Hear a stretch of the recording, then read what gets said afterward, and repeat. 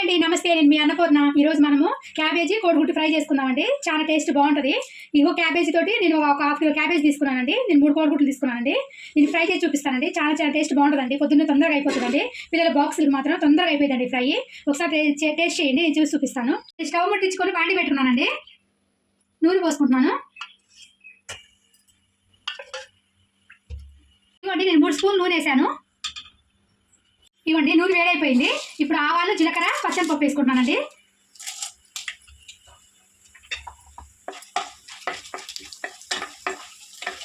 ఇవ్వండి, ఫ్రై అయిపోయినాయి కదా. ఇవ్వండి, నేను 2 ఉల్లిగడ్డలు సన్నగా తరిగేసి వేసుకున్నాను. తొందరగా అయిపోతుందండి. పిల్లలు పొద్దున్నే బాక్సులు పెట్టాలంటే తొందరగా అయిపోతుంది. ఫ్రై చాలా బాగుంటుంది. చాలా మంది ఈ క్యాబేజీ తింటారు కదా, మాకు వద్దు వాసన వస్తూ ఉంటుంది వద్దు అంటారు కదా. ఇట్లా చేసుకోండి ఒకసారి. చాలా చాలా టేస్ట్ బాగుంటుంది. ఇట్లా చేసుకుంటే పిల్లలు బాగా తింటారు. ఇవ్వండి, ఉల్లిపాయలు కొంచెం దూరంగా ఏం వేసుకున్నాం కదా. ఇవ్వండి, పచ్చిమిరపకాయలు ఒక 5 పచ్చిమిరపకాయలు ఇట్లా ముక్కలు చేసి వేసుకున్నానండి. సీల్ చేసుకున్నాను. ఈ ఫ్రై చేసుకున్నాము. ఇవ్వండి, ఇట్లా దూరంగా ఏగిపోయింది కదా పచ్చిమిరపకాయలు, ఉల్లిపాయలు. కొంచెం అల్లం పేస్ట్ వేసుకున్నామండి. ఇది 1 స్పూన్ అల్లం పేస్ట్ వేసుకున్నాను నేను. అల్లం పేస్ట్ కూడా మంచిగా ఎర్రగా వేయనివ్వండి. అల్లం పేస్ట్ కూడా బాగా ఎర్రగా వేయాలి.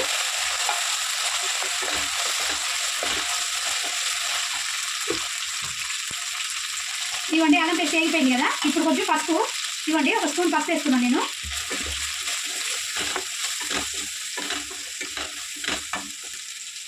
ఇప్పుడు కొంచెం కరివేపాకండి. ఇప్పుడు క్యాబేజీ వేసేసుకున్నాను నేను. ఇవ్వండి, క్యాబేజీ శుభ్రంగా కడిగి పెట్టేసుకున్నాను నేను. 1/2 కిలో తీసుకున్నానండి క్యాబేజీ.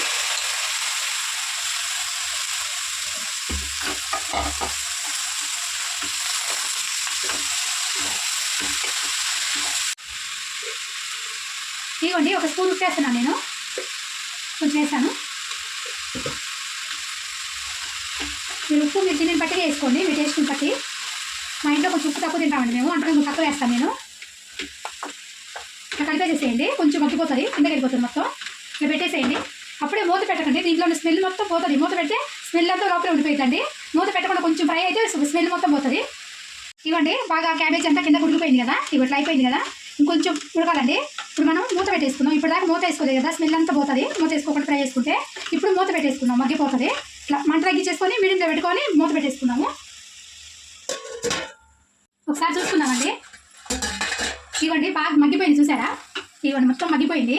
ఇప్పుడు కొంచెం కారం వేసుకుందాం మనం.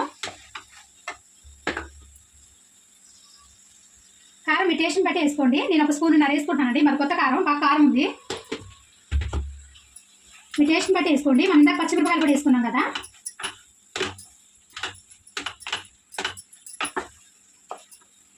ఇవ్వండి, ఇట్లా ఫ్రై అయినాక 1 నిమిషం కారం వేసి కలిపేసి మూత పెట్టేసేసి తర్వాత గుడ్లు పెట్టి పోసుకుందాము. 1 నిమిషం అండి, మూత పెట్టేసేయండి 1 నిమిషం. కారం మగ్గేదాకా చూద్దామండి. ఇవ్వండి, కారం కూడా మంచి మగ్గిపోయింది కదా. ఇవ్వండి, కారం కూడా మగ్గిపోయింది. ఇప్పుడు మనం గుడ్లు కొట్టి పోస్తున్నాము.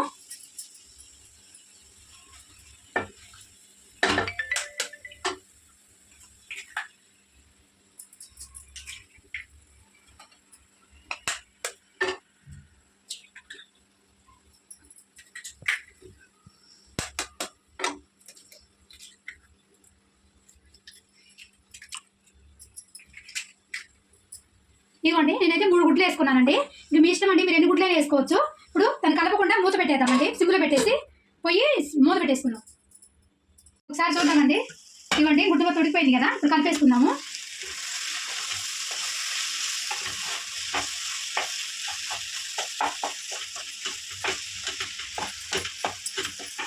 మీ ఇష్టం అండి, మీకు ఎన్ని గుడ్లు కావాలంటే అన్ని గుడ్లు వేసుకోండి. నేనైతే 3 వేసానండి హాఫ్ కిలోకి.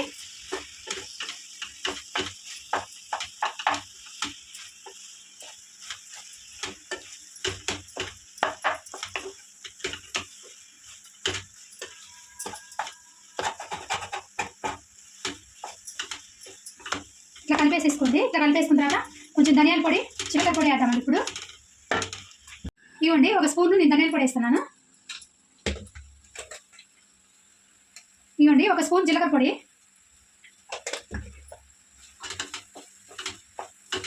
ధనియాల పొడి, జీలకర్ర పొడి వేసుకొని మంచిగా కలిపేసుకొని 1 నిమిషం సిమ్లో పెట్టేసి మూత పెట్టేద్దామండి. సిమ్లోనే పెట్టుకోండి. గుడ్డు వేసిన కాడ నుంచి బాగా గుడ్డు లోపల వరకు ఉడికి బాగుంటుంది. ఇవ్వండి, నేను మూత పెట్టేస్తున్నాను. సార్ చూద్దామండి. ఇవ్వండి అయిపోయిందండి కూర. ఇంకా ఆపేస్తున్నాను గ్యాస్. ఇవ్వండి దగ్గర పొడి పొడి ఆడుతుంది చూసారా, ఇట్లా బాగుంటుంది ఫ్రై. మనకి క్యాబేజీలో కోడిగుడ్డు కొట్టు పోసుకొని ఇట్లా చేసుకుంటే చాలా టేస్ట్ కూడా బాగుంటుంది. ఇవ్వండి ఇట్లా పొడి పొడి ఆడుతూ వస్తుంది ఫ్రై. ఇంకా ఆపేస్తున్నాను నేను. ఇవ్వండి అయిపోయిందండి మన క్యాబేజీ కోడిగుడ్డు ఫ్రై అండి. చాలా టేస్ట్ బాగుంటుంది. మనం చపాతీలోకి మాత్రం చాలా బాగుంటుందండి. జొన్న రొట్టెలో కానీ చపాతీలో కానీ రైస్లో కానీ పిల్లల బాక్సులు తొందరగా అయిపోతుందండి. క్యాబేజీ తిన్న పిల్లలకి ఇట్లా చేసి పెడితే బాగా తింటారండి. చాలా టేస్ట్ ఉంటుంది. మీకు నచ్చితే ఒకసారి ట్రై చేయండి. Like, share and subscribe our channel. ఇలాంటి మరిన్ని రెసిపీస్ కోసం గంట సింబల్ నొక్కడం మర్చిపోకండి. బాయ్.